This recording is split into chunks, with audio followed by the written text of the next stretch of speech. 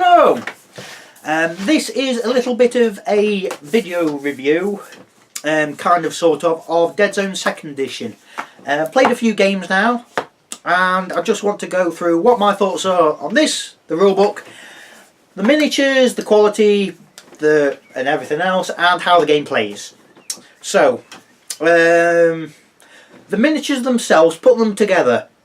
This, as far as I can see, is a problem Mantic's got throughout their entire range. Put instructions in your damn boxes. Mantic. Games Workshop's been doing that for years. Privateer Press, I'm sure, does some sort of instructions. Weird Miniatures sometimes does instructions. Yes, they've got that bull about look online. Sometimes looking online ain't a problem, Weird Miniatures, but at least you're trying. Mantic, do something, because having no extra instructions, especially when you're doing hard plastic kits where you've got to put different bits of models together, that's just no excuse. Not nowadays.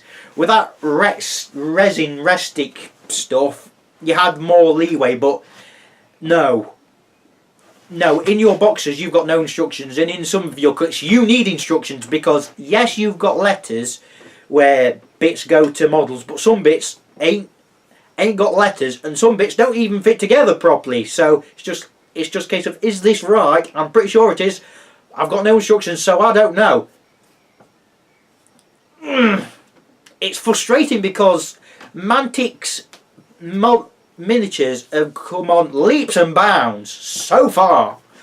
I mean, I'll just take this for an example. I did do a video of Mantic Open Day, but I've deleted it because it was a complete mess. I'm sorry, it just was.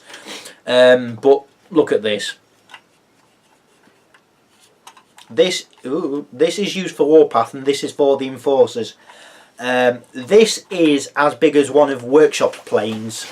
I mean, the only bits it needed instructions for, I'll just show you on camera.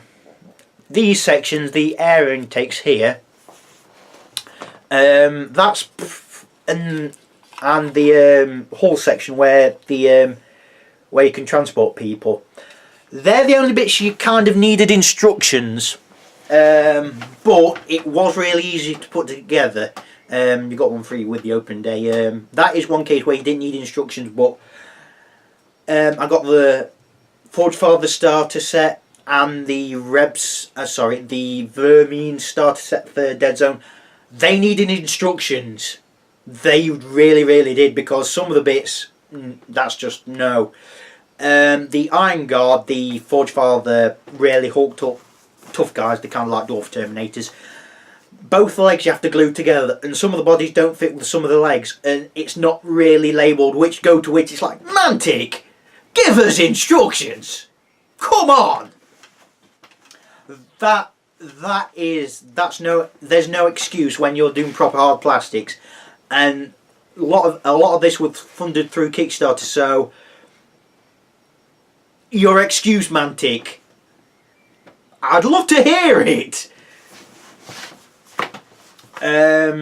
Model wise themselves, the miniatures are quite good. You know, sometimes you have a bit of leeway for a bit of weirdness putting models together, so you have to cut bits up and do a bit of conversion work, but there you go. But putting the models together, really well done. There's a bit of frustration, but it's no more frustrating than putting a Space Marine together, the arms and the bolt gun. It's that sort of frustration which I had with the Forge Father Steel Warriors. But they are really nice. You get some really good poses, and because of how Deadzone and Warpath work now, you've got a lot more options on how to build them, and that is really reflected in the kits. You get a lot in the Forge Father box set. You get a fair bit in the Vermine box set, but it feels like you're missing one or two models, but that's just me. Then again, well, yeah, I suppose you could get two Legions with the Forge Father starter box. Yeah, but the plastic's really good. considering if you bought the starter big box, that's about, I think that's about 50 quid, which ain't bad considering what you get. And the starter factions, if you buy it from the Mantic store, which is going to be the biggest option. I know there's some places that will stock Mantic stuff, but I've done another video, a short one, going over retail versus Kickstarter, and going through the Mantic store, that's probably your best bet. It's about 25 quid with the postage and shipping costs for the Deadzone starter sets, which ain't bad. You get a fair bit. You get the models, you'll need the rulebook for all the stats and whatnot, but it's not bad. Yeah, the models are really well done, really well sculpted.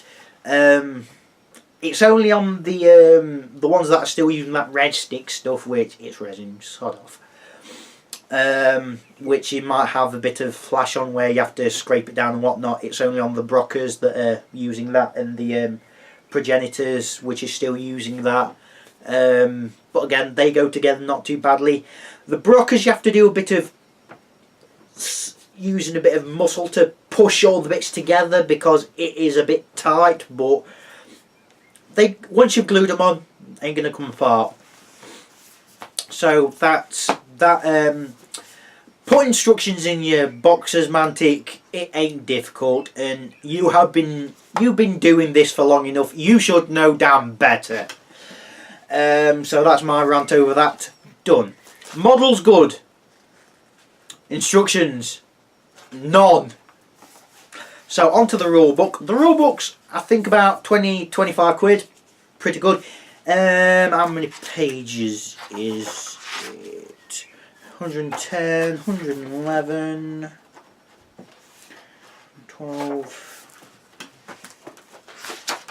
112, and then you've got two blank back ones. That's got nothing on, just keep everything clean, I suppose. Really well put together, shows you what you want for your basic game. If you've got the main starter set, which is hardback book, and it comes in the big box, the big 50 quid box. I mean, that's impressive. You don't get a floppy little book that you do with Workshop, but then again, funds are through Kickstarter. It's a nice book. It's well put together. You don't use mission cards anymore, even though you can do secret missions. So I suppose you could use the old mission cards for that, I suppose. What else is there?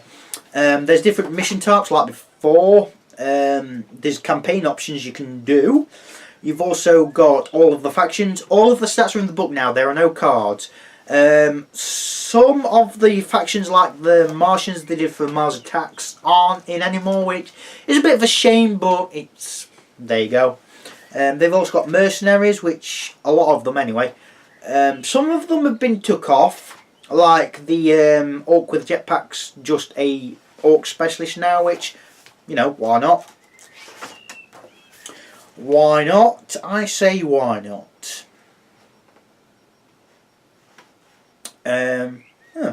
17 points. That's not bad. So yeah, rulebook is well put together than before. The biggest problem I had was fighting. I thought if someone's attacking you and you chose to attack, you both got killed if you scored enough hits. But it's a case of whoever scored the most hits wins the fight.